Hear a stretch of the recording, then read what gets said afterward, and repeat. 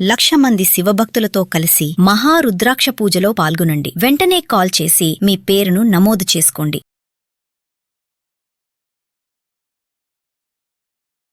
ప్రస్తుతం మనతో ఉన్నారండి ప్రముఖ ఆధ్యాత్మికవేత్త, మంత్రశాస్త్ర పండితులు కొండవీటి దత్తాత్రేయ శర్మ గురుగారు ఉన్నారు. నమస్కారం గురుగారు. మనం గత వీడియోలో కుక్కల పెంపకం కానీ పిల్లల పెంపకం కానీ వాటి గురించి మాట్లాడుకున్నాం. నెక్స్ట్ తాబేలు. కొంతమంది తాబేల్ని ఇంట్లో పెంచుకుంటూ ఉంటారు. కొంతమంది అవి తాబేలు బొమ్మల్ని నీళ్ళల్లో పెడుతూ ఉంటారు. కొంతమంది ఏంటంటే ఫస్ట్ కొన్నప్పుడు చాలా ఇంట్రెస్ట్తో దానికి చక్కగా నీళ్లు పోయడం వాటిల్లో పెడతారు.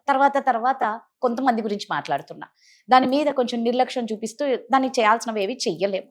అలా చేయకపోవడం వల్ల ఏమన్నా చెడు జరుగుతుందా?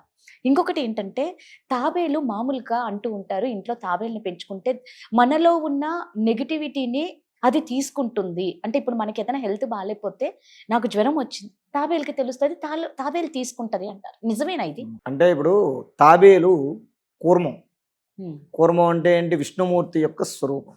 అసలు తాబేలుగా స్వామివారు కూర్మస్వరూపంగా స్వామివారు ఆవిర్భవించింది దేనికి అంటే మందర పర్వతాన్ని దేవతలు రాక్షసులు సముద్రాన్ని మథనం చేస్తున్నారు, క్షీరసాగర మథనం చేస్తున్నారు. దేనికోసం? అమృతం కోసం. క్షీరసాగర మథనం చేసేటప్పుడు ఆ ఒక మందరం అనేటటువంటి పర్వతాన్ని కవ్వంగా పెట్టి, వాసుకి అనేటటువంటి సర్పాన్ని తాడుగా పెట్టి, ఒకవైపు దేవతలు ఒకవైపు రాక్షసులు పట్టుకుని మజ్జిగ చిలికినట్టుగా కవ్వంలాగా చిలుకుతున్నారు. చిలుకుతున్నప్పుడు ఏమంటే ఆ సాగరం, ఆ క్షీరసాగరం బాగా లోతు ఎక్కువ. దానివల్ల ఏమవుతుంది? ఈ పర్వతం ఆగట్లేదు, లోపలికి దిగిపోతుంది, పైకి తేలట్లేదు. దాంతో ఇబ్బంది అవుతుందని చెప్పి అందరూ కూడా విష్ణుమూర్తిని ప్రార్థిస్తే ఆయన తాబేలు రూపంలో కూర్మ రూపం ధరించి ఆ వీపు మీద కూర్మం పైన గట్టిగా ఉంటుంది, తాబేలు పైన గట్టిగా ఉంటుంది. ఆ మందర పర్వతాన్ని అది ఫ్లెక్సిబుల్గా తిరగడానికి వీలుగా ఉండేలాగా వీపు మీద పెట్టుకుని కింద నుంచి పైకి తీసుకొచ్చాడు సముద్రంలోంచి. అప్పుడు వాళ్ళు చిలకటం వల్ల అమృతం, కామధేనువు, కల్పవృక్షం, లక్ష్మీదేవి ఇతరత్ర అన్నీ కూడా పుట్టాయి. ఆ పుట్టడం వల్ల అమృతం పుట్టింది. తర్వాత దేవతలు రాక్షసులు, దేవతలందరూ కూడా పుచ్చుకున్నారు, రాక్షసుల్ని దేవతలు సంహారం చేశారు. అది జరిగింది. ఇది మనం దీన్ని ఎలా తీసుకోవాలి అంటే తాబేలు వల్ల ధనం ఒకటి నెగిటివ్ ఎనర్జీ అనేటటువంటిదే కాదు, మన యొక్క భారాన్ని, సంసారం అనేటటువంటిది సాగరం, ఆ సంసారం అనేటటువంటి సాగరంలో మునిగిపోయే నిన్ను ఆ కూర్మాన్ని నువ్వు ఇంట్లో పెట్టుకోవడం వల్ల ఉద్ధరిస్తాడు మహానుభావుడు నిన్ను. ఆ మందర పర్వతాన్ని ఎలాగైతే సముద్రం నుంచి పైకి తీసుకొచ్చి తేల్చాడో అలా నిన్ను కూడా తెలుస్తాడు. నిజంగా ప్రతి ఒక్క ఇంట్లో ఉంటే మంచిది, ఉంటే చాలా మంచిది. అయితే దానికి నా తాబేళ్ళు స్వచ్ఛమైన తాబేళ్ళు అంటే నిజమైన తాబేళ్ళు పెట్టుకోవచ్చు. చిన్నవిగా తెచ్చుకుని పూర్వం బావులు ఉండేవి ఇండ్లలో, ఆ బావుల్లో వేసేవారు తాబేళ్ళని తెచ్చి. పూర్వం ప్రతి ఇంట్లోనూ ఉండేవి. ఏదైనా దేవాలయాల్లో కానీ ఇళ్లలో బావులు ఉన్నప్పుడు కానీ బయట అక్కడ ఇక్కడ పొలాల్లోనూ వాటిలోనూ దొరికిన తాబేళ్ళు తీసుకొచ్చి బావిలో వేసేవారు. ఆ బావిలో ఇది వేయడం వల్ల దానికి ప్రత్యేకమైన ఆహారం అవసరం లేదు. ఇంట్లో ఈశాన్యంలో బావి ఉండేది, ఇంట్లోనే ఉండేది అది. అప్పుడు ఏమయ్యేది? ఆ లోపల ఉన్న నాచు తింటూ ఉండేది అది. కానీ అది ఉండడం వల్ల ఇల్లు డెవలప్ అయ్యేది మన ఇంట్లో ఉండడం వల్ల. ఇప్పుడు బావులు ఎక్కడున్నాయి? లేదు, బావులు లేవు. కాబట్టి ప్రత్యేకంగా ఈశాన్యం మూల బావి ఉండాలి. కాబట్టి ఇంట్లో ఈశాన్య దిక్కులో ఒక నీటి పాత్ర పెట్టి దాంట్లో మనం ఈ నిజమైన తాబేలు తెచ్చి వేయచ్చు. నిజమైన తాబేలు తెచ్చి వేయచ్చు. ఒకవేళ నిజమైన తాబేలుని మనం మెయింటైన్ చేసే పరిస్థితి లేదు, అప్పుడు ఏం చేయాలంటే స్ఫటిక వర్ణంలో, స్ఫటిక రూపంలో తాబేళ్లు దొరుకుతున్నాయి ఇప్పుడు. అంటే పాలరాయి కానీ స్ఫటికం కానీ దొరుకుతున్నాయి. అది తెచ్చి పెట్టుకోవాలి. అది తెచ్చి పెట్టుకుని దానికి రోజు అంత నీళ్లు పోసి నీళ్లు మార్చాలి.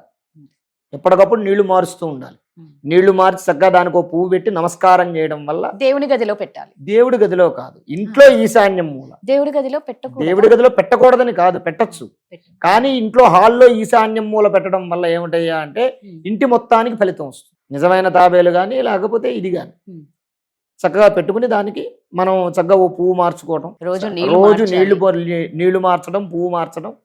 కొంతలో ఏంటయ్యా అంటే నా బోటి వాళ్ళు ఎవరైనా అమ్మాయి ఇలా చేసుకోండి బాగుంటుంది, మీకు మంచి జరుగుతుందని చెప్పారు అనుకోండి, ఓ సంవత్సరము 2 ఏళ్ళు కష్టపడి చేస్తారు. వాళ్ళకి ఏంటయ్యా అంటే అంతకు ముందు సంవత్సరం క్రితం 2 ఏళ్ల క్రితం వరకు కూడా ఆ పూలు పెట్టడానికి దానికి సమయం దొరుకుతుంది. 2 ఏళ్ల తర్వాత దానికి చేసిన ఫలం వల్ల మంచి అభివృద్ధిలోకి వస్తారు.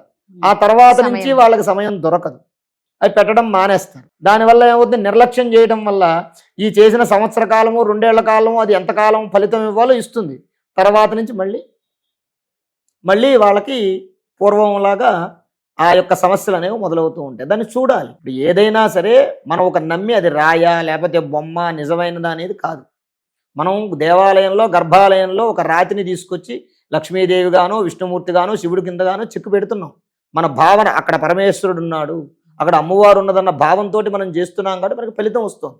అలాగే ఇంట్లో కూడా మనం ఏదైనా ఒక వస్తువు దైవికమైనటువంటి వస్తువు తెచ్చి పెట్టినప్పుడు దాన్ని నమ్మి అది అక్కడ ఉంది, నన్ను రక్షిస్తోంది అని నమ్మి దానికి చేయాల్సిన పని నిత్యము చేస్తూ ఉంటే అది మనల్ని ఎప్పుడూ కాపాడుతూ ఉంటుంది. కొన్ని రోజులు చేసి మనకు పని అయిపోగానే మనకు అయిపోగానే అవసరం తీరిపోగానే వదిలేయటం అలాంటివి చేయడం వల్ల ఇబ్బందులు కలుగుతూ ఉంటాయి. కాబట్టి ఆ రకంగా తాబేలుని పూజించడం వల్ల ధనం వస్తుందా లేదా ఇంకోట అనేటటువంటిది కాదు. మన భారాన్ని అంతా మోస్తుంది, మన భారాన్ని అది మోస్తుంది. అంతకుమించి ఇంకా అంత గొప్పది ఆ తాబేలు. అమ్మా ఇంకోటి కూడా ఏంటంటే తాబేలుకి లక్ష్మీదేవి ప్రత్యక్షంగా కనబడుతుంది. నిజమైన తాబేలును కనుక మనం ఇంట్లో పెట్టుకున్నటువంటిది అయితే తాబేలుకి లక్ష్మీదేవి కనపడుతూ ఉంటుంది. తాబేలుకు ఒక వరం లక్ష్మీదేవి ఎప్పుడూ కనపడుతూ ఉంటుంది. అంటే తంత్రంలో ఒక ప్రయోగం ఉంది. తాబేలుతో ఒక ప్రయోగం చేస్తారు. చేసినప్పుడు ఆ ధనం ఎట్లా అంటే రాశిలాగా కురుస్తుంది. తాబేలుతో ఒక ప్రయోగం కానీ ఆ ప్రయోగాలు కలియుగంలో నిషిద్ధం, చెయ్యకూడదు. మనం చేసే ప్రయోగాలు కాదు అది. ఆ జీవహింస జరుగుతుంది. ఆ ప్రయోగంలో తాబేలు చచ్చిపోవచ్చు కొన్ని సందర్భాల్లో. అలాంటివి మనం చేయకూడదు. అది మహాపాపం భూయిష్టమైనటువంటి పని. అయితే ఇక్కడ ఏమవుతుంది, ఈ తాబేలు అమ్మవారికి కనబడుతుంది. ఈ తాబేలు ఇంట్లో ఉండడం వల్ల ప్రతి మనిషి ఆ ఇంట్లో ఉన్నటువంటి ప్రతి మనిషి పడేటటువంటి బాధ అది గమనిస్తుంది.